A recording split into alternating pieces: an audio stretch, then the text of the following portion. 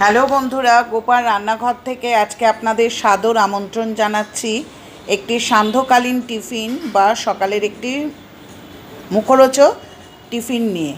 ঠিক আছে, ছেলেমেয়েরা স্কুল থেকে আসলে বা স্কুলের টিফিন হিসাবে বা অফিস থেকে আসলে বা অফিসের টিফিন হিসাবে আমরা এটি দিতে পারি। সবাই কম বিস্তর আমরা জেনে থাকি, তবে খুব অল্প সময়ে আমি এটি করে দেখাচ্ছি। প্রথমে আমি নুডলসগুলোকে সেদ্ধ করে নিয়েছি নুন এবং সাদা তেল দিয়ে, তারপর ঠান্ডা জলে ভালো করে ধুয়ে নিয়েছি, ঝরঝরে হয়েছে। এরপর আমি সবজিগুলোকে কেটে নিয়েছি।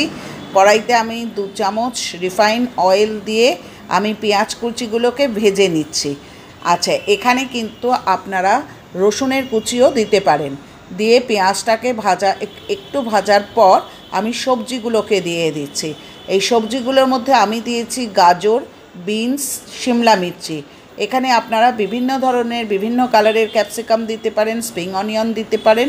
আচ্ছা, আপনাদের যা ইচ্ছা সেরকম ধরনের সবজি দিতে পারেন, কারণ যত সবজি দেবেন তত কালারফুল লাগবে। এখানে 1 চামচ নুন আমি পরিমাণ মতো নুন ছিটিয়ে দিয়ে সবজিটা ভালো করে ভাজতে লাগলাম।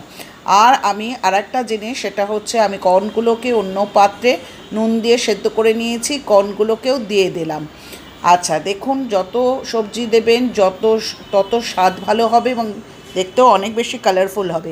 আর একটা কড়াইয়ের মধ্যে আমি কিন্তু 2টো ডিমের ভুজি তৈরি করে নিয়েছি। ঠিক আছে বন্ধুরা, তারপর সবজিগুলোকে ভালো করে ভাজা হলে অফ ক্যামেরায় আমি একটু গোলমরিচের গুঁড়ো, সামান্য চিনি এবং ভিনিগার দিয়ে দিয়েছি। ঠিক আছে, এরপর আমি এর মধ্যে দেব হচ্ছে সোয়া সস। সেই সোয়া সসটা ডার্ক সোয়া সসও হতে পারে, আবার লাইট সোয়া সসও হতে পারে, সামান্য পরিমাণে দিলাম। ঠিক আছে, সোয়া সস দেওয়ার পর আমি এখানে দেব হচ্ছে চিলি সস। এখানে রেড চিলি সস আমি দিচ্ছি, তবে আপনার বাড়িতে যদি গ্রিন চিলি সস, এই দেখুন আমি রেড চিলি সস দিচ্ছি, আপনার বাড়িতে যদি গ্রিন চিলি সস অ্যাভেলেবেল হয় সেটাও দিতে পারেন। আচ্ছা, এরপর যে চাউমিনটা সেদ্ধ করে রেখেছি সেই চাউমিনটা আমি দিয়ে ভালো করে নাড়াচাড়া করলাম। আমি চিনি দেওয়ার কথা বলেছি, কিন্তু জাস্ট চিনি দেবেন এবং খুব অল্প পরিমাণে, জাস্ট স্বাদটাকে ব্যালেন্স করার জন্যে।